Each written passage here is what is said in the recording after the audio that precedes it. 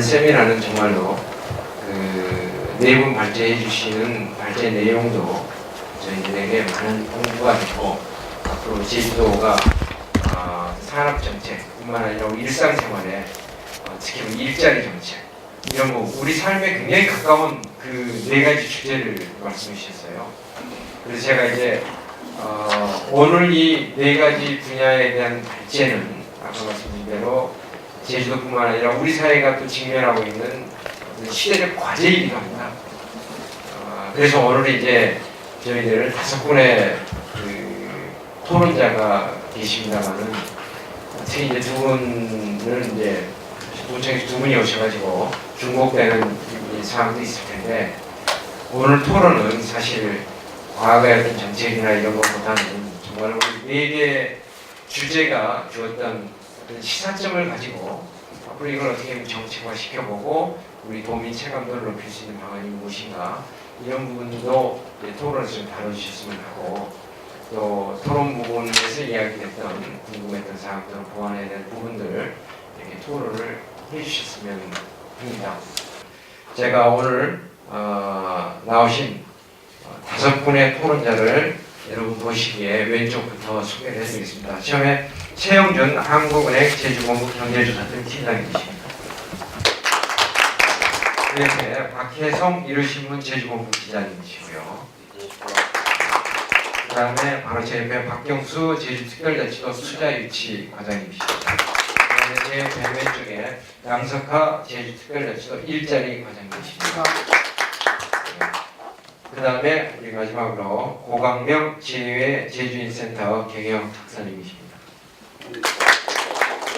토론은 저희가 사실 1시간 정도 저에게 주어졌습니다만은 시간이 한 20분 정도 이미 앞에서 소모가 됐기 때문에 각 토론자분들에게 한 7분 정도의 시간을 드리도록 하겠습니다. 한국은행 제주본부 경제조사팀장 최영준입니다. 먼저 시간이 있기 때문에 간략하게 먼저 인구, 고용, 기업 이전 투자 행식으로 순으로 말씀을 드리겠습니다. 먼저 인구를 보시면 제주 지역 인구는 이제 순위를 보시면 계속 증가하다가 강남사람 보도 혁신 도시 영어 교육 도시 조성 등으로 인구 순위 폭이 쭉 확대되다가 17년 들어서 이제 부대수급 감소, 정조 비용 증가 등으로 이제 하반기 후에 인구의 순위 규모가 감소세 있습니다. 그 옆에 그림을 보시면 대정업, 영어교육도시, 대륜, 서귀포 혁신도시 소재 중심으로 인구 수는 계속 증가하는 추세에 있습니다. 다음 페이지 보시겠습니다. 인구에 이제 정주 여건 악화인데요. 제주 지역에 이제 정주 여건 집가, 아파트 가격, 1인당 생활 폐기물, 생활 물가 이런 데 정주 여건이 악화됨으로 인해 가지고 최근에 이제 제주 지역 정부는 순위의 규모가 이제 굉장히 가파른 속도로 뚜렷하게 이렇게 감소하는 모습을 보이고 있습니다. 다음 페이지를 보시겠습니다. 고용을 보시면 이제 취업자 수는 건설업 서비스업 중심으로 이제 계속 증가폭이 확대되었으나 올해 들어가지고 공유업을 제외한 이타업 등선 감소하는 모습을 보이고 있습니다. 고용률은 10월 현재 68.3%로 전국에서 가장 높은 수준을 보이고 있습니다. 그 다음 페이지 보시겠습니다. 고용에서 이제 한 가지 이슈는 청년층 고용 동향인데요. 전체 고용률은 이제 전국 1위지만 청년층 고용은 이제 이번 3, 4분기 기준으로 전국의 17개 시도들에서 6위를 기록하고 있습니다. 옆에 이제 그림을 보시면 연령별 취업자 비중의 청년층 고용률을 보시면 이런 이제 청년층 고용 동향이 전체 고용률은 전국 1위인데 청년층 고용 동향이 전국 한 6위, 전국 평균 높지만 연간에 이제 고령화로 인해 가지고 취업자 비중은 낮아지는 반면에 고령층, 노년층의 이제 취업자 비중이 높아지고 있는데 주로 기인하는 것으로 보입니다. 다음 페이지 보시겠습니다. 기업 유치를 보시겠습니다. 기업 유치는 산업구조 다변화, 지역경제 활성화를 위해서 15년에 이제 10개 이렇게 들어왔다가 이제 최근 들어서는 정규유권 악화 등으로 올해는 최근까지 한 건도 없습니다. 근데 12월 달에 MOU 체결한 기업들이 엠그램 이렇게 해가지고 한 3개 기업 정도로 이렇게 투자를 할 예정입니다. 다음으로 이제 토론 내용을 말씀드리겠습니다. 처음에 이제 새로운 AI 그리고 기업들 이렇게 많이 좋은 말씀 많이 들었습니다. 예, 그래서 이제 추가로 제가 뭐 할 말을 있기보다는 기업들이 이제 최근에 이제 추세를 보면 기업인들 안 들어오는데 아까 육아 교육도시 보면은 계속 늘어나고 있습니다. 사람들이. 기업에는 이전 기업들은 안 들어오고 청년들은 이제 저희들 빠르게 빠져나가고 그렇지만 교육도시 쪽으로는 사람들이 들어오고 있습니다. 그게 왜 이제 그런지에 대해서 한번 생각해볼 만한 가치가 있을 것 같은데, 그게 이제 일자리 정규요건 문제인 것 같습니다. 다들 아시겠지만 주로 이제 젊은 층들은 이제 그 나이 또래에 맞는 어떤 문화라든지 그런 이제 여건이 갖춰져 있어야지만 이제 워라밸 그러는데 워라밸을 이제 하고 여러 가지를 같이 추구할 수 있는데 그런 여건이 조금 부족하지 않나. 그래서 연령대별 근로자 특성에 맞는 근로 환경 등을 마련할 필요가 있다. 그래서 예를 들면 이제 DK 서비스 같은 경우에는 다음 카카오 서비스인데 거기는 30대, 40대 이게 이제 주로 이제 자녀들을 가지고 있는데 보육시설을 아주 훌륭하게 갖추고 있답니다. 그래서 그분들이 여기 들어와서 조금 이제 휴식을 취하면서 오직 일에만 집중을 하고 자녀 보육 문제 그런 거는 이제 회사에서 다 알아서 해주기 때문에 그래서 이제 제주에 와서 자연환경을 즐기면서 그 다음에 자유보육 문제는 회사에서 맡겨주니까 거기서 이제 마음 놓고 일을 할 수 있는데지만 20대들은 그렇지 않다는 겁니다. 그래서 기업이 여기 저희가 보통 이제 기업이 더 많이 들어와야 살려내야 그러는데 제가 DK 서비스 대표이사께서 하시는 말씀 인용하면 오히려 반대 말씀하시더라고요. 기업 이전의 문제가 아니라 인력이 문제다.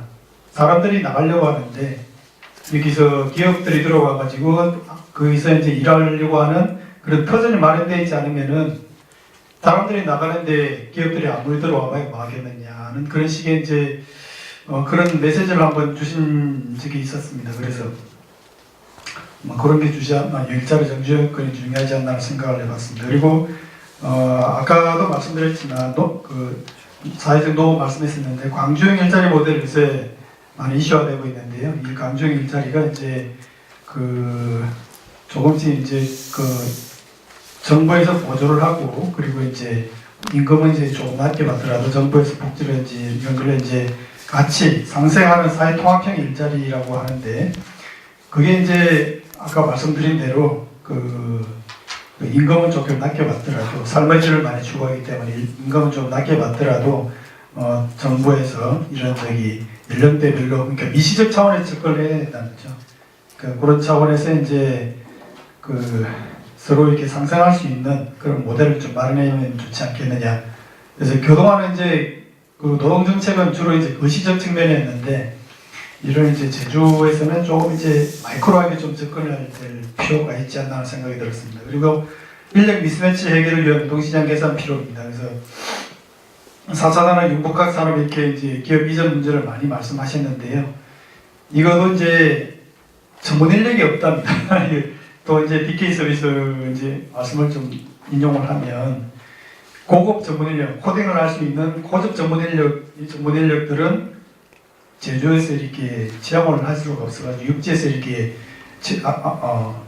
데리고 와야 되는데 아까 말씀드린 것처럼 이게 일자리 정규요건이 그렇다 보니까 조금 좀 문제가 좀 있다. 그래서 제주에서 채용하는 인력들을 하나에서 끝까지 이제 코딩이라든지 여러 가지 가르치셔가지고 이제 하는데 아주 고급 인력들을 유치하는 데는 조금 이제 그렇다. 그래서 이런 지역 전문 인력을 양성을 해야 기업들이 와서 결국은 이제 기업은 이제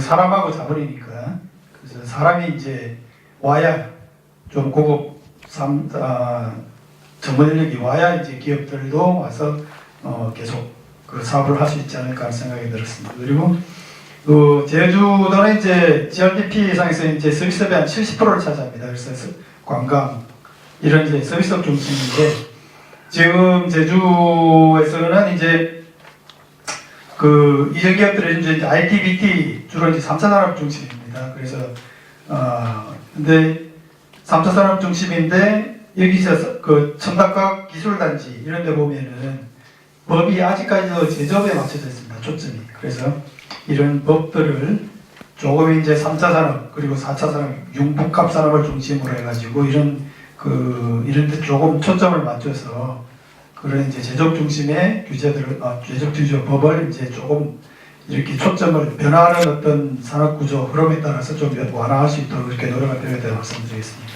그리고 인구 고령화는 피해갈 수 없는 문제인데 아까 청년층 고용률에도 말씀드린 것처럼 이제 점점점 제주에서도 인구 고령화가 진행되고 있는데 고령층을 위해 가지고 이제 직업제 교육 훈련, 평생 교육 프로그램 그런 게 이제 필요할 것 같고 그리고 이제 제주에 계시면 다 아시겠지만 여성분들이 많이 이제 그 사회생활을 많이 하시고 그러신 것 같은데 이제 그 젊은 층들이 빠져나가는 그런 자리에 여성들이 이제 조금 여성들에 대해서 이제 첨단 고부가치 산업에 대해서 교육을 좀 강화를 시켜가지고 경제활동 참가를 좀 확대를 해가지고 그런 고령화 현상에 따른 노동력 부족 현상을 좀 완화할 필요가 있다고 말씀드립니다. 이상입니다. 고맙습니다. 팀장님께서 마지막 이제 토론 내용에 결론적으로 아까 말씀하신 것처럼 우리 20대, 30대 근로자 특성에 맞는 어떤 근로 환경의 조성, 그 다음에 제주도 내에 우리 특히 이제 대학이 굉장히 중요합니다만은 대학에서 우수한 인력들을 이렇게 배출을 해서 이전 기업이나 현재 있는 기업의 경쟁력을 강화할 수 있어야 하는데 이러한 부분들이 좀 부족하다는 부분들. 그 다음에 고등교육을 받은 어떤 여성 인력들이 실질적으로 재교육을 통해서 새로운 산업에 들어갈 수 있는 이런 교육 기반 마련 아주 좋은 제안을 해주셨습니다. 다음에는 우리 박혜성 일요신문 제주본부 기자님께 토론 부탁드리겠습니다. 예, 안녕하십니까. 일요신문 제주본부 박혜성 기자라고 합니다.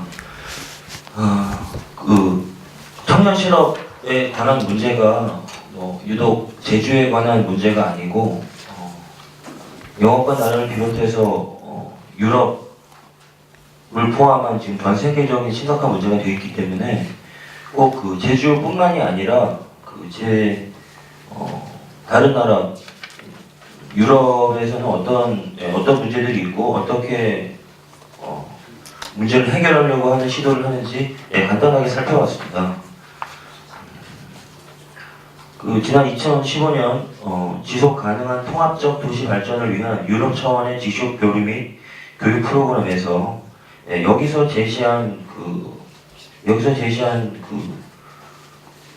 문제들을 간단히 읽겠습니다. URBACT에서는 법 제도적 구속력을 가진 조치를 시행하기보다는 시장의 변화에 좀 더 유연하게 대처하는 시장 친화적 해결 방안을 제시했습니다. 이에 청년 고용의 현황과 변화를 인지하고 장기적인 관점에 정부와 지역 그리고 도시 차원의 청년 고용이 고민돼야 함을 얘기했습니다. URBACT 코디네이터들 마이크 캠벨과 앨리슨 파트는 청년 고용을 위해 도시가 고려해야 할 몇 가지를 제안했습니다. 첫째, 사안의 중요성을 밝히고 주요 관계자들의 참여를 유도할 것. 둘째, 고용시장과 청년에 대한 이해를 확대할 것. 셋째, 양질의 일자리 증가에 따른 청년 고용을 증폭시킬 것. 넷째, 상이한 기관의 협업을 바탕으로 한 일관성 있고 조합적인 접근. 다섯째, 고용주의 의견 수렴과 신뢰를 도출할 것. 그리고 여섯째, 청년, 정부, 고용주 간의 소통에 노력할 것. 그리고 마지막으로 일곱째, 관련 서비스의 단순 제공을 넘어서 시 정부의 또는 도 정부의 청년 실업 정책 활동의 지원 촉진 고민이 그것들이었습니다. 여기서 이제 제가 이제 주목했던 건 이제 특히 둘째 고용시장과 청년에 대한 이해를 확대할 것 내용이었습니다. 지난 11월 19일자 이제 기사에 나온 내용인데요. 고태호 제주연구원 연구위원 윤설 위원님이 이제 기사 형식으로 이제 내주신 내용입니다. 제주연구원은 제주 지역 청년들을 대상으로 좋은 일자리에 대한 인식 조사를 했습니다. 우선 현재 직장을 다니고 있거나 직장 경험이 있는 청년들은 일반적인 예상대로 임금 수준이 높고 근무 환경이 양호한 일자리를 좋은 일자리로 인식하고 있었습니다. 그러나 직장 경험이 전혀 없는 청년들은 임금 수준이 높고 근무 환경이 양호한 정규직의 일자리보다는 본인의 전공과 적성에 맞으면서 일자리에 대한 사회적 평가 내지는 인식이 양호한 일자리를 좋은 일자리로 인식하고 있었습니다. 다시 말해서 월급이 적은 비정규직 일자리라 할지라도 사회적 평가가 양호한 공공기관에서 자신의 적성에 맞는 업무를 할 수 있다면 해당 일자리를 좋은 일자리로 인식한다는 내용입니다.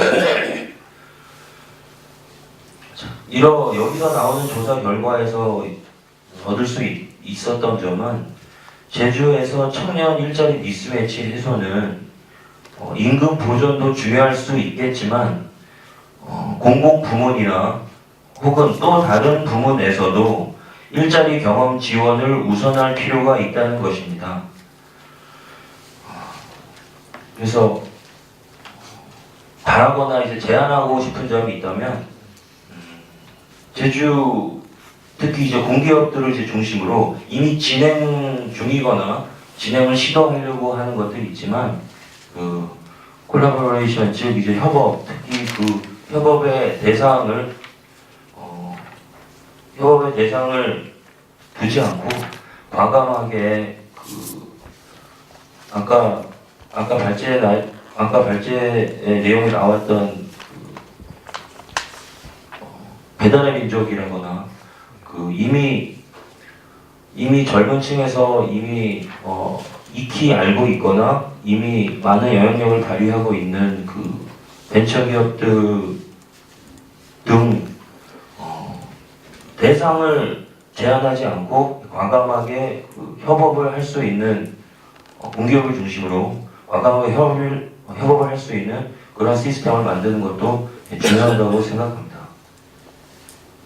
네, 알겠습니다. 네, 감사합니다. 박혜선 기자님, 사실 젊은 친구들이 일에 대한 어떤 패러다임 자체가 요새 많이 바뀌고 있죠. 이전에 우리 단선형, 복합형 이런 말씀도 여러 단계, 아까 또 이전에 발제해서 말씀하셨지만, 젊은 사람, 청년들이 과거에 우리가 생각하는 그 일이나 직장에 대한 윤리보다는 새로운 청년들의 삶에 맞는 그런 욕구가 일자리에 그대로 반영되고 있는 것 같습니다. 그리고 또 하나 이제 또 말씀해 주신 것이 이제 공공부문에서 이런 일자리 창출에 대한 어떤 정책 이런 부분을 좀 말씀해 주셨는데, 이어서 이제 우리 박경수 과장님과 양석화 과장님께서는 사실 공공부문에서 투자 유치하고 그다음에 일자리 창출 부분들에 대해서 말씀을 해주실 것 같습니다. 네, 안녕하십니까. 정치과장 박경수입니다.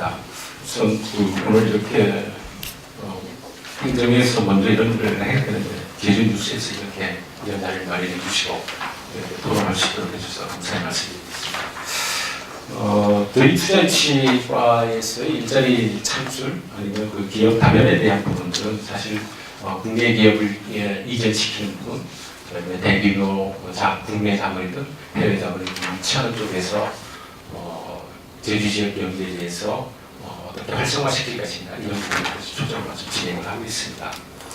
먼저 국내 기업에 대한 이전에 대한 지금까지 사례를 보면 지금까지 저희가 한 2004년도부터 한 68개 기업을 기업 유전을 시켜서 약 3,600명의 계획을 갖고 현재 2,800명 정도를 고용을 창출해낸 사례가 있습니다.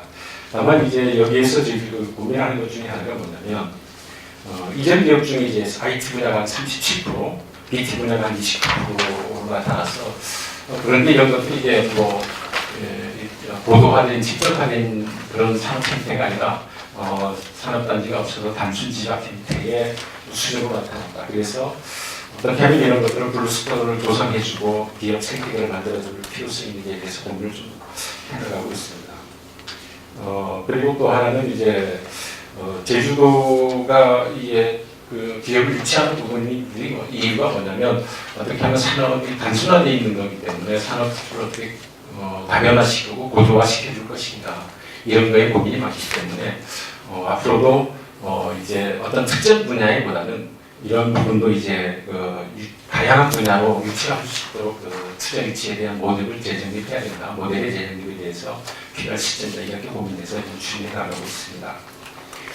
그 다음에 국외에 대한 기업 위치를 보면 저희들 행정에서 하고 있는 개발 사업을 제외하고는 약 한 37개의 사업에서 17조 원 정도의 투자를 진행을 하고 있습니다. 여기서 저희들이 고용하는 목표는 한 3만 4천인데 현재 한 6천 명 정도를 7,900명 정도를 실질적으로 고용을 창출해내고 있습니다. 다만 국외의 투자 기업 유치 대규모 개발 사업의 투자 유치에서의 제주도에 안고 있는 어떤 특징, 단점이라면 단점이라고 부르시는데 FDI 기준으로 봤을 때 어떤 특정 국가에 집중되다라든가 아니면 특정 산업 분야에 집중됨으로 인해서 이걸 어떻게 분산시키고 이렇게 해나갈 것인가 어떤 특정 기업에 쏠리는 현상들을 어떻게 극복해나갈 것인가에 대한 고민을 해나가고 있습니다. 그래서 저희들 앞으로는 이런 부분에 대해서 어떻게 해결할 방법에 대해서 저희가 고민하는 게 뭐냐면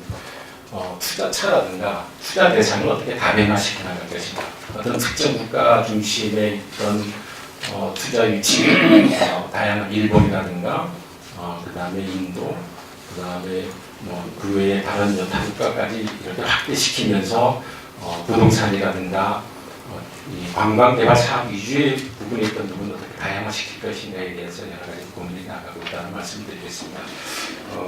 특히 앞에서 발표 자료에서도 나와 있지만 저희들도 IT라든가 BT, 어떤 신재생에너지, 그다음에 블록체인에 대한 부분도 아마 빼놓지 않고 이제 신성장 동력산업으로 선정을 해서 지원이라든가 이런 입지라든가 이런 부분을 다양하게 이렇게 개발하고 이렇게 유치할 수 있는 투자 환경을 좀 더 나게 할 수 있도록 이렇게 노력해 나가고 있다는 말씀을 드리겠습니다. 토론은 이 정도로 마치겠습니다. 네, 고맙습니다. 사실 우리 제주도가 2010년, 11년 이후에 이제 해외 투자, 아까 특정 국가라고 말씀하셨는데 중국을 중심으로 많은 투자들이 특정 산업, 관광 부문으로 이루어졌었죠. 그런데 이제 저희가 가지고 있는 가장 큰 에러점, 이런 과제가 아까 우리 박 교수 원장님 말씀하신 대로 어떤 유치의 다변화 이런 건데 기본적으로 관광 자원을 활용하기 위해서 외부 투자가 이루어지는데 사실상 다변화가 이루어지려면 이전에 지금 발제하셨던 것처럼 BT랄지 IT랄지 이런 산업의 기반이 우선적으로 좀 갖춰질 필요가 있겠죠. 그래야지만이 사실 제주도에 외부 투자가 이루어지기 때문에 그런 부분도 이제 향후 정책에서 많이 좀 반영을 했으면 좋겠습니다. 진짜 제주도 일자리에 대한 고민이 참 많다. 그래서 오늘 들은 얘기가 이 토론에서 끝나지 않고 사무실에 들어가서 정책화시킬 방법에 대해서 고민하겠다라고 하는 말씀을 드리면서 간략하게 한번 말씀을 드려보고자 합니다. 여러분들 다 아시는 것처럼 지금 우리나라뿐만 아니라 제주도 경제 상황이 그렇게 녹록지 않습니다. 최근 5년 동안 보면은 제주도는 그나마 좀 낫습니다. 고용률이 한 68% 정도를 유지해서 전국의 평균보다는 상위를 하고 있고 또 경제 상황도 그다지 나쁘지 않다. 2016년도에 한 7.4%에서 지금 좀 내리막을 걷고 있습니다만은 올해도 한 4.2% 이렇게 예측을 하고 있습니다. 그런데 다 아시는 것처럼 사드 이후 제주도의 그 외국 관광객이 줄고 또 최근에는 이제 외국 관광객이 주로 중국이죠. 중국 관광객이 줄면서 또 건설 경기가 또 이제 하강국물을 보이고 있습니다. 근데 이거는 경제가 나빠진다기보다는 이제 정상적으로 가고 있다, 경제가. 저희들은 그렇게 보고 있습니다. 이런 관점에서 저희들이 일자리를 한번 말씀을 드려보겠습니다. 그 앞에서 김주경님이나 구정님, 강석구님이 발제하신 내용 중에 보면은 앞으로 일자리 어떻게 만들 거냐 그런 말씀을 많이 하는데, 그럼 제주도에서는 이거 손 놓고 있는 거냐라고 혹시 생각하실런지 모르겠는데 그렇지 않다라고 하는 말씀을 드리겠습니다. 다 아시는 것처럼 카운프리 아일랜드 2030 하면서 저희들이 제주도가 2040년까지 전기 수요량이 한 4,311메가와트가 됩니다. 그거를 다 해상이나 육성 또는 태양열로 대체하겠다라고 하는 겁니다. 그래서 지금 실제적으로 우리 도내에 399메가와트가 지금 해상 풍력, 육상 풍력으로 발전이 되고 있는데, 이거는 도내 발전량이 한 10%쯤 이렇게 되고 있습니다. 그래서 2030년까지는 우리가 자연의 힘을 이용해서 전기를 생산한다. 옛날에는 제주도가 바람이 많은 다리를 말라면 좀 불편할 수 있는 섬인데, 이제는 바람을 자원으로 활용하는 그런 섬을 만들고 있다라고 하는 말씀을 드리고, 또 제주도가 이제 물도 좋지 않습니까? 그래서 저희들 삼다수는 뭐 물론이고 바닷물도 이용해서 지금 월정에서 그래서 담사 사업을 지금 추진하고 있는데, 이것도 전망이 좀 밝다 이렇게 말씀을 드리고 싶습니다. 그 다음에 제주도 내 전기자동차 한 15,000대 이렇게 돌아다니고 있는데, 이게 전국의 3.2%쯤 점하고 있습니다. 그래서 많은 숫자가 제주도에 전기자동차가 돌아다니고 있는데, 이거 관련된 연관 산업도 지금 준비하고 있고 지금 진행이 되고 있다 이런 말씀을 드립니다. 그 다음에 우리 지사님께서 계속 연초부터 청와대에 가서 발표하시고 또 토론회나 세미나에 가서 하신 말씀 중에 처음 꺼내는 말씀이 블록체인 특구 만들겠다라고 하는 겁니다. 그래서 지금 저희들 나름대로는 차근차근 준비되어 있고, 또 아까 우리 강성우님 발표에도 내용이 있었습니다만 내년부터 막바로 그 부동산 종합 공급 시스템 개항인 토지대장을 띄어서 읍면동에 가서 띄고, 또 뭐 돈을 필요하면 이제 은행에 가서 이제 제출해서 돈을 갖고 와야 되는데, 빌려와야 되는데, 앞으로는 그럴 필요 없다. 내년부터 막바로 토지대장 같은 거는 블록체인 기반 공공 시스템을 이제 시행한다라고 하는 말씀을 드리겠습니다. 그러면 이런 인력들이 제주도에 있느냐라고 말씀하실 수가 있습니다. 근데 다 아시는 것처럼 도시사 공약 중에 처음 시작하는 거, 두 번째, 세 번째가 다 일자리입니다. 준비하고 있습니다. 어떻게 준비하고 있느냐? 청년 일자리 관련해서는 지금 공공 부분에서 먼저 1만 명 만들겠다, 임기 내에 그런 말씀을 하시고 계시고, 1만 명 양성은 저희들이 마중물이지, 저희들이 일자리를 만드는 거는 기업이 하는 거거든요. 그래서 기업이 할 수 있도록 저희들이 여건을 조성하고 지원하는 그런 일을 할 겁니다. 또 다 아시는 것처럼 이런 새로운 산업 또는 블록체인 기반 이런 일들을 하려고 하는 인력을 공공 부분에서 좀 먼저 해줘야 되겠다라고 해서 저희들이 더 큰 내일센터라고 하는 거를 내년도에 만듭니다. 그래서 원래 저희들이 27억 예산을 확보했는데, 더 큰 내일센터 교육 시스템은 그렇습니다. 지금 하고 있는 학교 교육과학부는 4차 산업도는 미래의 인력을 준비할 수가 없다라고 하는 게 전 세계적인 석학들의 얘기고 저희 도정도 공감하고 있습니다. 그래서 제주도 큰내일센터는 지금 전국적으로 이제 호평받고 있는 뭐 프랑스의 애플 40이라든지 미네르바 스쿨 같은 걸 좀 교육 프로그램을 도용해서 저희들이 새로운 인력을 양성하려고 합니다. 근데 저희만 하고 있는 게 아니라 삼성에도 보니까 뭐 5년 동안 소프트웨어 인력 뭐 1만 명 양성하겠다. 과기부도 뭐 이노베이션 아카데미 운영하겠다라고 하면서 이런 인력을 양성하는데 저희 도도 지방자치단체 처음으로 지방비를 투입해서 4차 산업혁명 대비 인력을 양성할 겁니다. 근데 이 제주도 큰내일센터는 재미있습니다.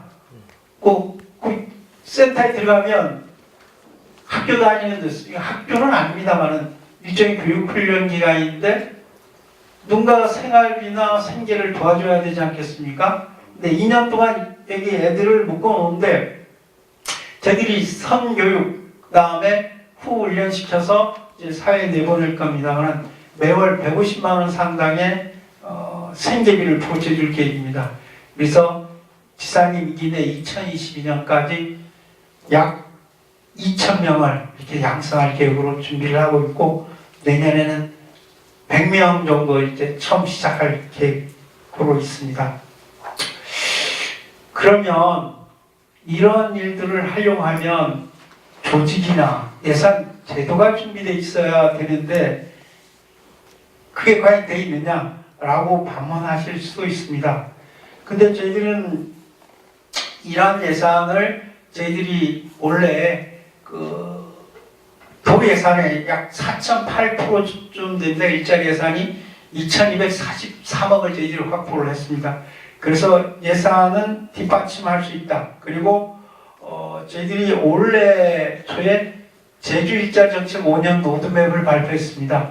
그래서 이제 선거를 거치면서 민선 7기가 들어서고 해서 그 내용을 일부 수정을 했습니다. 그래서 이제 엊그저께 일자리 창출위원회에도 보고를 드렸고 1월 3일날 도에도 이제 관련 내용을 보고 드릴 겁니다만은 1월 중에 민선 7기 일자리 정책 5년 로드맵을 발표할 예정입니다. 그래서 ODA 전략 60개 시청각에서 3조 한 2,900을 투자해서 아까 말씀드린 혁신적인 인력을 양성할 예산 뒷받침을 하고 있다라고 하는 말씀을 드리고 그 다음에 이런 예산을 집행하려고 하면 조직도 있어야 되지 않겠습니까? 그래서 현재 일자리를 준비하는 부서도 있고 미래 일자리를 준비하는 부서도 만들어야 되겠다라고 해서 금년 8월 달에 현재 일자리를 준비하는 부서를 만들었습니다.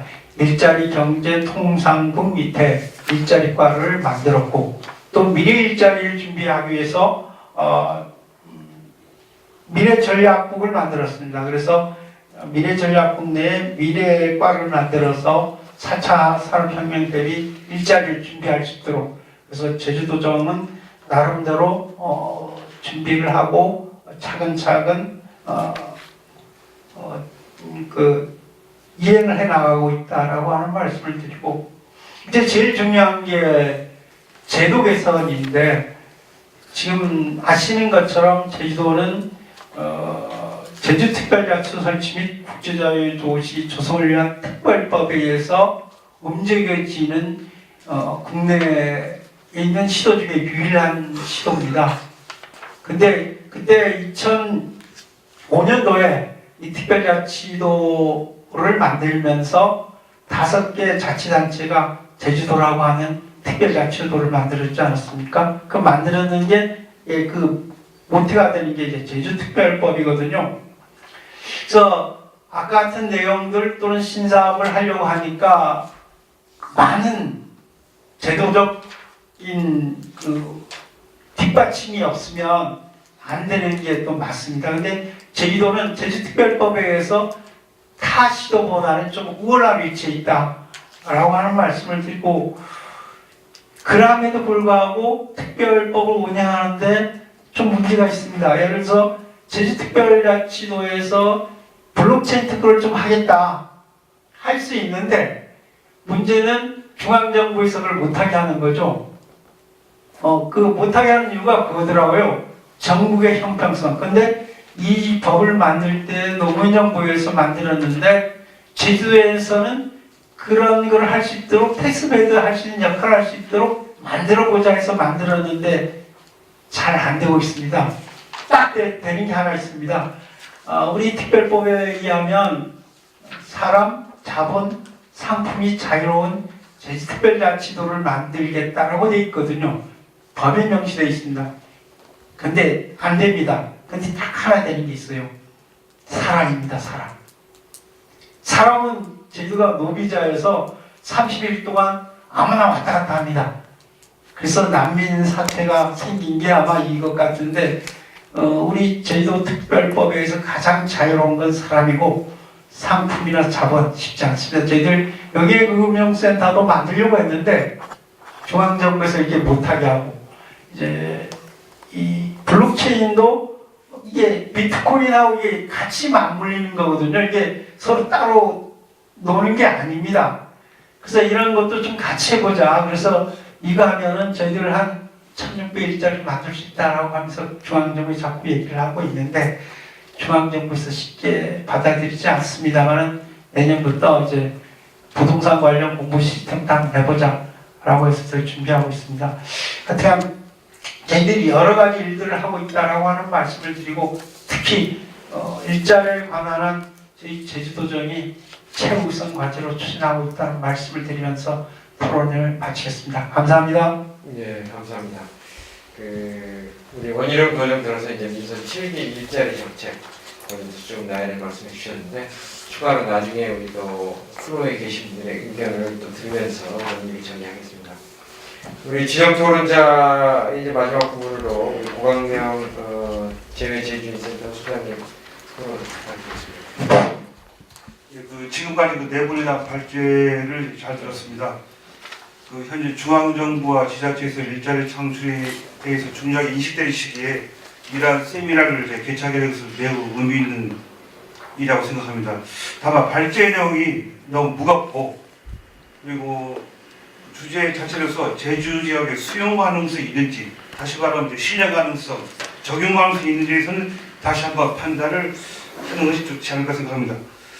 제가 이제 오기 전에 일자리 창출에 대한 사전적 의미를 봤는데 일자리 개발과 보급, 고용 촉진, 창업, 또는 취업 지원 따위로 취업 희망자에게 소득 활동 기회를 제공한다고 되어 있습니다. 그래서 오늘 발표한 그런 전문적이고 고도한 기술 요하는 쪽보다는 먹고 사는 쪽, 다시 말하면 이제 서민적이고 자그마한 어떤 자기 일을 통해 가지고 삶을 영위하는 쪽에 초점을 두고 있지 않은가 생각을 하고 있습니다. 그래서 이제 세계 경제 포럼 2018년을 보면은 아까 이제 발표를 하셨는데 로봇과 인공지능 등이 발달을 해서 200만 개의 일자리가 이제 생기는 대신에 700만 개가 이제 사라진다고 그랬습니다. 그만큼 이제 앞으로 그러한 정보 통신을 통해 가지고 새로운 일자리가 있다고 보지만은 이제 없어진 일자리가 상당히 많음을 이야기하고 있습니다. 그리고 이제 아까 이야기했던 의사와 간호사도 이제 절반 정도는 없어진다고 그러고 그리고 아까 발표다시피 이제 변호사인 경우도 앞으로 이제 법률 상담 심의사로 이제 직군이 바뀐다 그래요. 그래서 그만큼 새로운 부분도 있지만 이제 그 반대급부로 이제 사라지는 일자리가 많다고 볼 수 있는데 지금 문재인 정부에서 16개의 16에서 22개 과제 중에서 대부분 보면은 소서민적 일자리 관련된 이야기를 많이 하고 있는데 그래서 어제 발표한 도에서 발표한 원형 주사에 보시면은 노인 일자리 1만 개로 되어 있습니다. 그리고 이거에 들어간 사업비가 269억 8천만 원. 이걸 보더라도 오늘 발표하신 부분과는 약간 거리가 있지 않을까 생각하고 있습니다. 그리고 오늘 제가 할 부분은 오늘 발표하신 부분을 중심으로 이야기를 하겠습니다. 처음에 발표하신 분 ICT 기술 쪽인데요. 과거에 제품 수명 주기가 3에서 5년이었거든요. 그 대신 인간의 수명은 짧았습니다. 그러나 반면에 제품 수명 유지가 6개월 이하로 이제 되면서 그것이 이제 노령층이 증가되고 인간 수명이 길어지면서 수요와 공급의 균형이 어느 정도 형성이 되고 있는데 아마도 오늘 발표하시는 ICT 기술인 경우도 발달로 인해서 일자리가 없어지지만 그거에 따른 새로운 일자리 창출된다고 보는데 오늘 처음에 발표하시는 부분은 그러면 이제 새로 생긴 일자리가 무엇이 있는지 그래서 처음에 아까 상군인가요? 그래서 이제 제주 지역에 적합한 특히 제주는 이제 1차 산업과 3차 산업인데 그게 적합한 이제 일자리가 과연 어떤 부분이 있는지 발표하신 분도 있지만 이제 혹시 이제 발표하지 않은 내용이 있으면은 그런 부분을 좀 알려주시면 좋겠습니다. 그리고 두 번째 발표하신 분 보시면 그 벤처기업을 이야기하셨는데 주로 벤처기업하면 20년 전에 그 아마도 이제 최고의 직군이었습니다. 한국 사회에서. 그리고 이제 1%가 성공 가능성이 있는 여부입니다. 1% 이하. 그래서 이제 그 이야기에 의하면 이제 벤처기업을 설립해가지고 성공하면은 이제 독일제 벤츠를 타고 다니고 망하면은 여기 제주도 산무공원에 벤치 앉아가지고 컵라면 먹는 것이 이제 벤처기업입니다. 그만큼 리턴과 리스크가 크다는 거죠. 그래서 오늘 이제 아주 이제 그 뭡니까 제주 지역의 유치 가능성이나 이야기를 하셨는데 제가 보면은 이제 그렇지 않다는 거예요. 그래서 제가 오늘 질문할 부분은 그 아까 화장품 이야기인데요. 그러면 이제 이런 그 스타트업 벤처기업이 창업을 해가지고 혹시 국내외에서 그 M&A 해가지고 다른 기업에 우리가 이제 매각이 되거나 이제 인수되는 이제 경우가 있는지 혹시 그 이제 원인이 무엇인지 대부분인 경우는 이제 조직이 약하고 작업이 이제 부족하고 그 다음에 말씀 능력이 부족해가지고 대부분이 어느 정도 성장 단계에 이르면은 이제 대기업에 거의 이제 팔리는 경우가 많습니다. 그래서 그러한 부분이 있으면 좀 이제 알려주시기 바라겠습니다. 그리고 세 번째인 경우에 그 47페이지인가요? 여기 보시면 이제 일본이 36건으로 나왔거든요. 그래서 그러면 이제 일본인 경우에 이렇게 아주 이제 장밋빛 인생을 갖고 있는데 왜 일본인 경우에 저조한지 그 이유가 이제 무엇인지. 왜냐하면 일본인 경우 이제 현재인 경우도 온라인과 오프라인 공유하는 사회인데 불구하고 과연 이제 일본이 저조한 이유가 무엇인지 그걸 좀 알려 주시고 그다음에 이제 그 비트코인 블록체인을 통해 가지고 관광 분야에 적용할 분야가 어떤 분야가 있는지 여기 보니까 그걸 빠져 있더라고요. 그래서 그걸 좀 가르쳐 주시고 그다음에 세 번째 마지막에 여기 50 몇 페이지죠? 57페이지인가요? 여기 그 소고기 이력 관련 이야기인데 일본인 경우에는 이제 블록체인 하지 않더라도 이걸 하고 있거든요. 그럼 이제 구태여 블록체인을 통해 가지고 이력제를 할 필요성이 있는지 거기에 대한 이야기를 해주시면 감사하겠습니다. 그리고 제가 이제 마지막으로 할 부분은 이제 제주도 지역에 지금 현재 일자리가 중요하다고 이야기하시는데 제가 보기에는 이제 가장 도내에서 지금 하고 있는 지금 이제 가압 승계 기업을 좀 더 활성화시키라. 지금 제가 보니까 2013년도에서 이제 없어졌더라고요. 그 정책이. 그 다음에 아까 했던 사회적 기업이 이제 불면 좀 실패한 경우도 있지만은 이제 현재 제2의 입장에서 사회적 기업을 좀 확대시키고 아까 이제 마지막에 발표하신 사회적 농업 좀 다시 말하면 농업과 복지를 연기한 그런 사회복지 산업을 이제 활성화시키는 것이 아마도 현재 제주도 입장에서는 특히 이제 그 원희룡 이제 도 입장에서 추진하는 일자리 정책과 좀 이제 어느 정도 부합되지 않는가 생각하고 있습니다. 그리고 제가 아까 또 이야기를 하셨던 지금 현재 그 제주도 출신으로도 현재 해외 나와 있는 기업을 하시는 분들, 제외적인 기업을 유치하는 것도 하나의 방법인데 단 과거 이제 10년 전에 컨벤션을 유치하면서 저희 교포들이 상당히 손해를 본 경우가 많거든요. 그래서 그러한 신뢰성을 좀 회복하는 것도 우선 이제 앞으로 이제 장기적으로 봤을 때 하나의 방안이 아닌가 그렇게 생각하고 있습니다. 저희 토론 이전 마치도록 하겠습니다. 감사합니다. 감사합니다. 그 고학용 박사님께서는 직접 이제 우리 발제자분들께 질문을 했기 때문에 저희가 진짜 우리 이제 5분 다 끝났고 전체 마무리하기 전에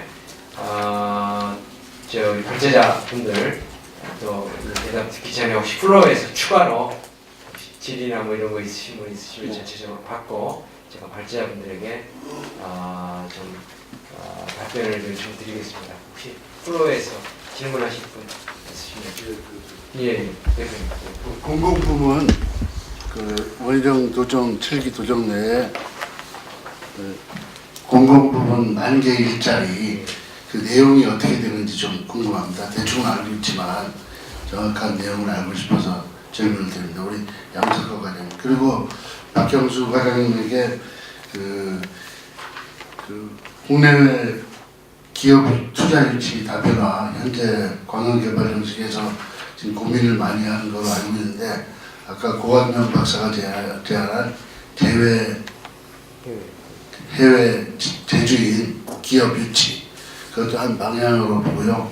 그 다음에 아까 구 전문인이 얘기한 바이오 산업 여기에 대해서 저희도가 어느 정도 그걸 갖고 있기 때문에 요거에 대한 그 교육 내지 아니면 투자 유치가 바람직하다고 보는데 이게 어떻게 생각하시는지 말씀해 주시면 고맙겠습니다. 발제하신 분한테 질의하는 건 아니고 아까 토론하셨던 양석화 과장 한마디 좀 묻겠습니다. 그 제주 일자리 청년 일자리 창출을 위해 가지고 내년부터 한 100명 선발해서 교육을 시킨다고 그러는데 아까 교육 기간이 한 2년인 것 같은데요. 지금 청년기 2년은 상당히 중요한 시기거든요. 취업을 2년 동안 교육을 받아서 어떤 직접적으로 일자리하고 연관이 안 돼서 또 그 2년이 허비가 되면 취업을 실기할 수 있는 그 전망이 상당히 높습니다. 그래서 이런 일자리하고 연결 관계가 어떻게 되고 있는지 한번 말씀해 주시면 좋겠습니다. 네. 다른 분 없으시면 일단 간단한 순서대로 우리 김정희 사모님. 사실은 제주 지역에 적합한 ICT 일자리라고 했을 때 제가 맨 처음에 그 사회 문제를 해결하는 ICT 서비스를 생각을 하면 좋을 것 같다라고 말씀을 드렸잖아요. 그러니까 가령 예를 들면 제주도 내에서 이런 지금 이제 지역구 중심으로 굉장히 발달한 데가 있지만 또 이제 여성분 인력들이 많고 또 독거 노인들이 굉장히 사회적인 문제가 될 거라고 생각을 하거든요. 그분들을 사회 안전망으로 끌어들이기 위해서 예를 들면 IoT 센서라든지 어떤 이런 컴퓨터 비즈닝 같은 것들을 활용해서 그분들의 상태를 체크한다라든지 사회복지사 같은 경우 매번 그분들을 방문하는 게 사실상 굉장히 사회적 비용이 많이 드는 건 맞거든요. 그러면 이런 독거노인을 보호하기 위해서 우리가 IoT 센서라든지 다양한 컴퓨터 기전을 활용해서 이 복지사들이 그것들을 활용할 수 있도록 프로그램을 만들거나 그러면 그분들이 월 평균 예를 들면 10분을 케어할 수 있다라고 했는데 그분들이 한 분이 20분 혹은 지역적으로는 한 지역에서 2지역 이런 식으로 넘어간다라고 하면은 그 솔루션을 만드는 것도 하나의 일자리가 되고 그것들을 활용하면서 그분들에게 필요한 서비스들을 발굴해서 또다시 다 새로운 서비스를 제공을 하게 되고 그런 것들이 하나의 형태가 될 수가 있을 것 같고 또 하나는 아까 이제 그 구전문께서도 말씀을 하셨는데 제주가 갖고 있는 아이덴티티는 그린하고 청정 이런 부분이거든요. 그러면 화장품 원료에 대한 부분도 그렇고 어떤 예를 들면 미국 같은 경우나 해외 같은 경우에는 스마트팜이 그냥 비닐하우스 이런 부분도 있지만 굉장히 어떤 식이요법을 요구하는 환자들을 위한 이런 채소농법 이런 부분들이 굉장히 중요한 이슈가 되거든요. 그러면 그런 거에 특화시켜서 제주라고 갖고 있는 아이들이랑 결합시켜서 그런 특화된 식이요법의 한 그런 스마트팜 같은 것들을 최첨단으로 뭐 이렇게 계단식 농법이라든지 빌딩 농법 같은 걸 해서 좀 청정의 이미지나 최첨단의 이미지도 갖고 가면서 새로운 니치 시장도 발굴하고 그런 솔루션들을 또 테스트해 보면서 그런 솔루션을 개발하는 뭐 아까 말씀하신 단카카오 같은 서비스형 기업들이 또 그런 것들을 활용해갖고 한다라든지 이런 것도 좀 가능하고 아까 사회적 농업 말씀을 하셨는데 그분들이 결국은 자급자족형 농업이 아니라 유통판로를 개발을 하려고 하면 현대시대에서는 ICT 없이는 유통을 한다는 건 불가능하거든요. 그렇기 때문에 그분들이 일단 그 존재를 알아야 되고 굉장히 쉬운 플랫폼을 만들어서 자기 상품을 알리고 그 다음에 자기를 노출시켜서 어떤 마케팅의 수단으로 하면서 그것들이 또 블로그라든지 SNS를 타고 또 새로운 이제 규모의 경제를 만들어 나가는 거. 그러니까 어느 하나도 IT 없이 이제는 사업이든 비즈니스를 한다는 것 자체가 불가능하기 때문에 이걸 제주형 일자리에 맞냐 아니냐 이런 측면이 아니라 기존에 내가 하고 있는 일들을 어떻게 ICT를 통해서 좀 더 효율할 거냐를 고민하면 그거가 하나의 작은 시발이 돼가지고 그걸 또 다른 일자리들은 물고 오는 그런 선순환이 되지 않을까 생각을 합니다. 고맙습니다. 구중에 재무사님도 질문을 해봤다는 생각인데. 그 질문이 세 가지셨는데요. 고용 측면에서만 본다면 과거 12년부터 16년까지 중기부한테 벤처 투자 받은 회사가 약 3,000개 됩니다. 일자리가 몇만 개로 했냐면 13만 개 만들었거든요. 중소기업의 4배 고용 효과가 있습니다. 그럼 실패하면 어떻게 되냐? 당연히 실패하죠. 왜냐하면 벤처 투자를 다 벌면 벤처 투자가 아니거든요. 벤처 기업도 마찬가지고요. 근데 그 성공한 벤처가 가져가는 고용 효과 및 세금부터 그 파고 효과는 아마 모 박사님이 일본에서 공부하셨으면 아마 소프트뱅크의 손정희 대표를 잘 아실 텐데, 손정희 대표가 일본에서 듣는 평은 뭐 약간 좀 나쁜 말로 사기꾼, 또라이 이런 게 일본 경제인들의 평이었습니다. 근데 지금 소프트뱅크는 비전 펀드라는 100조짜리 펀드를 가지고 전 세계 스타트업들을 몇십씩 투자하고 있거든요. 지금 일본에서 나오는 얘기는 손정희를 다시 보는 시각들이, 일본엔 그런 벤처기업들이 없었거든요. 근데 그런 틀을 바꾸는 것들을 손정희 대표가 하는 소프트뱅크를 비롯한 그런 벤처 투자 내지 스타트업들이 일으키고 있습니다. 그렇기 때문에 실패 때문에 투자를 안 한다? 그 실패 때문에 창업을 안 한다? 제가 볼 때 그렇게 해서 그렇게 실패되더라도 그렇게 경험한 분들이 같은 잡을 갖더라도 창업을 경험하고 그런 스타트업에 일해 보시는 분들은 훨씬 더 생산성이나 일에 대한 마인드가 다릅니다. 그렇기 때문에 벤처 투자를 또는 벤처 기업이 실패할 걸 두려워서 스타트업을 한다고 그러면 뭐 삼성이나 LG가 나올 수 없었겠죠. 이제 마지막에 M&A 얘기를 하셨는데, 현재 제주도의 환경은 제가 알고 있기로는 지금 시가총액을 차지하는 뭐 제주반도체부터 제주은행 회사가 다 외부에서 왔습니다. 그러면서 고용 인력이 창출이 됐고 시총이 되고 그 시총으로 낸 회사들이 다 세금을 내고 있거든요. 그러니까 다시 말씀드리면 인력을 과연 충원한다는 게 제주 인력을 가지고, 아까 이제 교육 문제도 과장님이 얘기하셨지만은 청년 사관학교라고 창업을 교육시키는 프로그램이 1년짜리가 있습니다. 근데 저도 아까 어떤 분이 말씀하신 것처럼 2년 동안 창업이 아닌 그냥 취업을 하기 위해서 이동을 한다? 그건 그냥 학원이거든요. 근데 어떤 목적으로 할 거냐가 중요할 것 같습니다. 이게 창업이든 기업교육이든 대학에서 커버 못하는 것들을 많이 충원한다면 그건 의미가 있을 거고요. 특히 제주도가 갖고 있는 장점들, 제가 볼 땐 테스트베드 이슈나 소재 문제나 이런 것들이 극대화돼야 되거든요. 그래야지 기업들이 오고 창업하는 분이 오거든요. 근데 그거를 얼마나 극대화할 거냐는 아까 청년들이 생각하는 그 삶의 질이라는 게 굉장히 중요한 포션입니다. 저희도 지금 스타트업 투자하지만 어느 정도 문제냐면 제주도보다 더 심한 게 바이오 분야입니다. 수도권 벗어나면 아예 취업 안 해요. 박사들이 안 와요. 다 어디 있냐? 판교를 안 내려갑니다. 그렇기 때문에 제주도를 그러면 만약에 제가 뭐 여기 다른 도시도 있겠지만 어느 지역을 조금 근데 제주도에 가서 일해보고 싶냐? 일해보고 싶을 거거든요. 근데 그러려면 그런 환경을 만들어줘야 됩니다. 그래서 제주가 갖고 있는 장점을 극대화시키면서 젊은 스타트업이나 또는 아까 바이오 화장품 소재 관련 데이터베이스가 있다면 그 정보를 구할 때가 제주도밖에 없다고 와야죠. 그렇기 때문에 그 극대화시키는 방법을 어떻게 치밀하게 구축할 것인가가 제가 볼 때 가장 이 정책이 중요한 포인트라고 전해드리고 싶습니다. 고맙습니다. 강성호 위원장님. 예, 그러니까 고 박사님께서 비트코인만 말하는데 무슨 꼭 제주도에 코인을 만들어서 관광하는 연결시킬 필요 있느냐?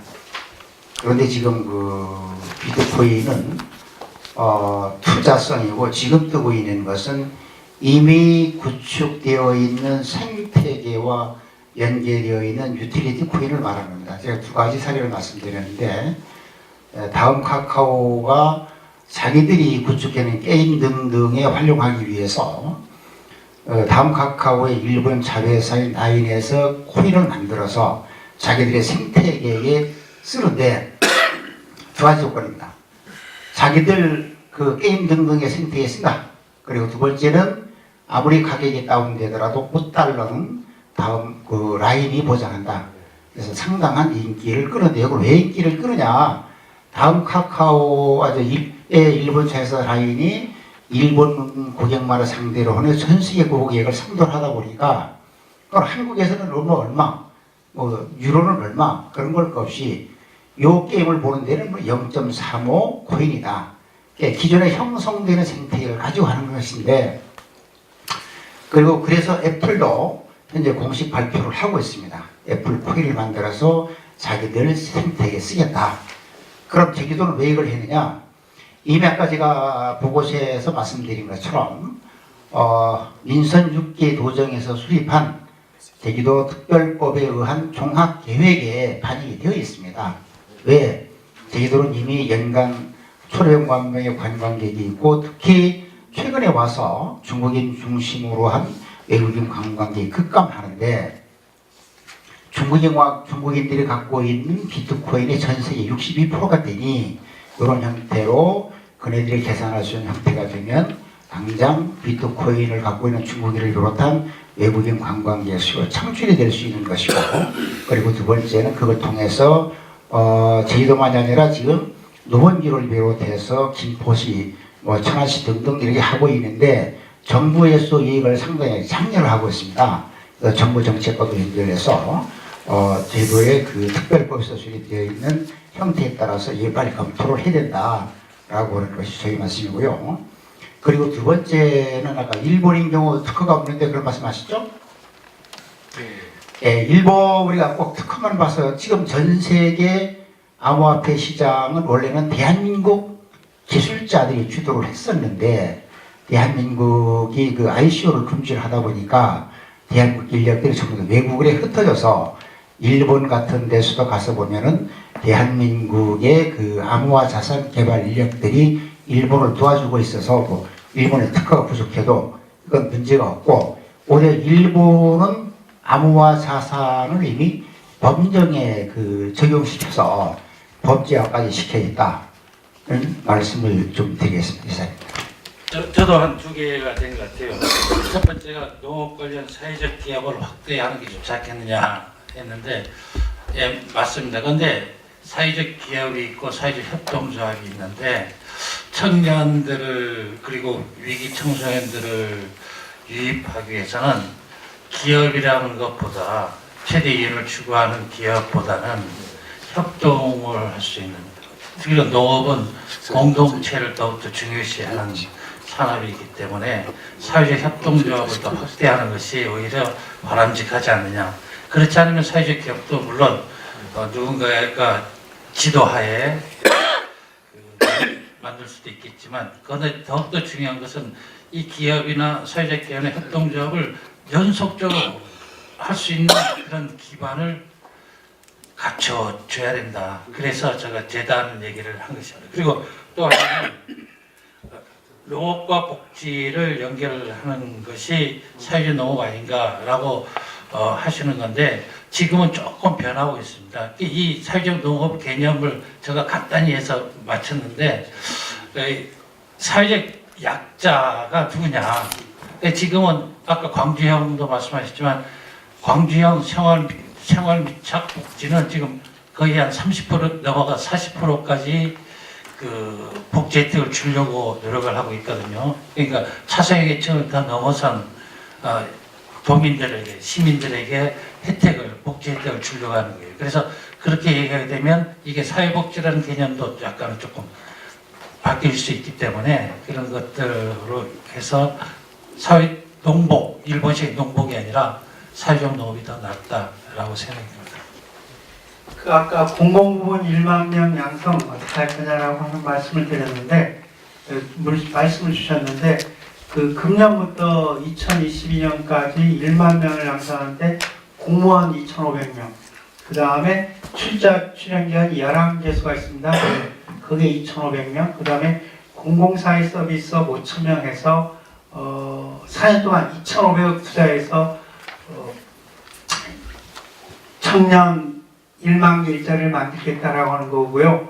지금 올해 1,300 했고, 내년에 한 1,900 목표하고 있습니다. 예정대로 잘 진행이 되고 있기 때문에 2022년도에 다시 한번 물으시면 10,000명 달성됐는데 공무원이 몇 명이고 사이트 서비스업이 몇 명이고 주차 총경이 몇 명이다 라고 말씀드릴 수 있을 것 같고요. 그 다음에 더 큰 네일센터 혹시 실업자 양성하는 거 아니냐 라고 하는 고민을 하시고 있는 것 같습니다. 저희들도 공감합니다. 근데 잘 아시는 것처럼 도내 대학이 4개 있는데 1년에 한 5,000명 정도 이렇게 내보냅니다. 근데 이 애들이 사실 갈 데가 없습니다. 그래서 이 애들 앞에 아까 우리 박계성 기사님께서도 청년 10대 조사한 거에 보니까 뭐 물었다라고 그러는데 이 애들 앞에 물어보니까 내가 무엇을 해야 될지 모르겠다 라고 답변을 하는 겁니다. 그럼 이 애들을 누군가가 추스러주고 훈련시켜서 좀 성공할 수 있는 모델 케이스를 만들어 보면 좋지 않겠느냐 라고 하는 고민에서 제주도 큰 네일센터가 출발한 거고요. 잘 아시는 것처럼 이제 대학교 졸업하고 한 6개월 정도에서 전직 대리기 한 일본 예부를 보면 80% 정도 된다고 그럽니다. 근데 3년이 지나면 이 한 30%, 50% 떨어집니다. 그럼 그 비용은 누가 부담하느냐? 부모 세대가 부담하고 부모 세대가 부담하게 되면 그 다시 사회적 비용으로 이제 부담이 되는 거거든요. 그래서 그거를 해소해보자. 그래서 생계비도 2년 동안 주고 그래서 너 하고 싶은 거 좀 열심히 할 수 있도록 해보자라고 하는 게 제주도 큰 네일센터가 갖고 있는 꿈이고 희망입니다. 두 가지 부분에 대해서 질문 주셨는데 하나는 재외 노민기업 유치에 대한 부분을 말씀하셨는데 저희들 금년에 좀 전에 앞에서도 말씀드렸지만 특정 국가의 아니면 특정 분야의 쏠림 현상들에 인해서 금년 2018년도, 2017년도 말부터 유치에 대한 부분이 좀 감소 현상이 나타난 것들을 있었으면서 2016년 그전부터 고민을 했었지만 어쨌든 금년도에 투자 유치 모델에 대해서 재정립을 할 겁니다. 그때 반드시 그 재외도민 기업에 대한 부분은 반드시 포함을 시켜서 그분들하고 직접 상담도 하고 조언도 듣고 자문도 듣고 그런 역할을 하면서 직접 오실 분들이 있다면 적극적으로 저희들이 유치할 생각을 갖고 있습니다. 그 다음 두 번째 바이오 산업에 대한 부분을 말씀하시는데 사실 그 바이오 산업의 산업적으로 본다면 제주도가 어떤 지리적 접근성이라든가 어떤 시장 면에서의 시장 확장성의 한계, 그 다음에 개별 입지에 대한 문제, 그 다음에 거기에 소요되는 그 인력 양성 아니면 그 기업이 요구하는 정도 수준의 그 인력을 갖고 있는 분야에 대해서는 현장에서 좀 어려움을 얘기도 합니다. 특히 그 현실적으로도 저희들도 이렇게 BT 특히 뭐 예를 들어서 화장품 같은 한 사례를 본다 그러면 제주에는 원료 공급지 역할을 하지 않느냐 이런 저희들 판단도 가끔 합니다. 어떤 거냐면 제주에서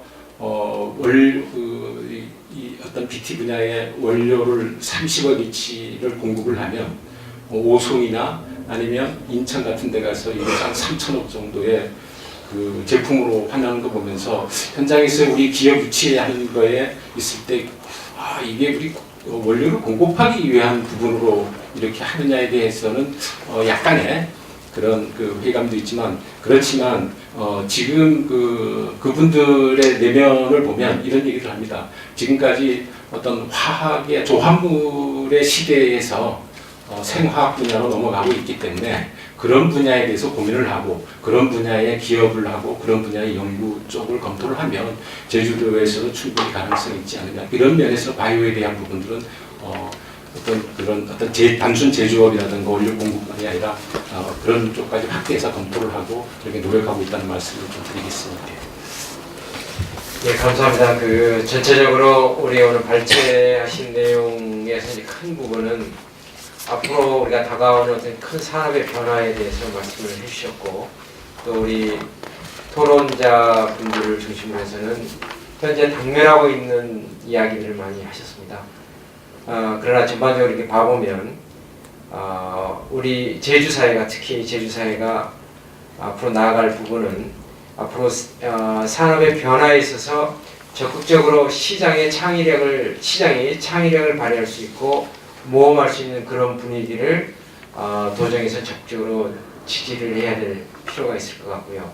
또 우리 도민사회에서도 우리 박혜성 기자님 이야기한 것처럼 시장의 변화를 좀 더 유연하고 시장 친화적인 방안을 해결해 보자는 이야기는 규제를 좀 대폭 완화하자는 이야기입니다.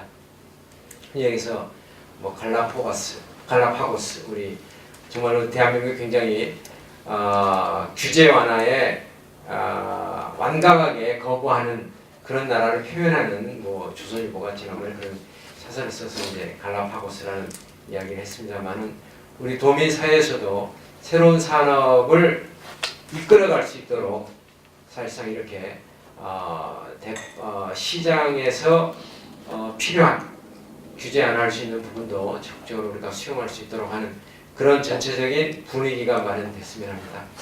오늘 발제하신 4분 그리고 토론하신 우리 5분 끝까지 청중을 지켜주신 분들과 오늘 세미나를 주관해 주신 고 대표님을 비롯해서 많은 분들께 감사드리면서 오늘 세미나 마치도록 하겠습니다. 감사합니다. 네, 고생했습니다. 다시 한번 토론을 멋지게 해주신 6분께 뜨거운 박수 부탁드리겠습니다. 네.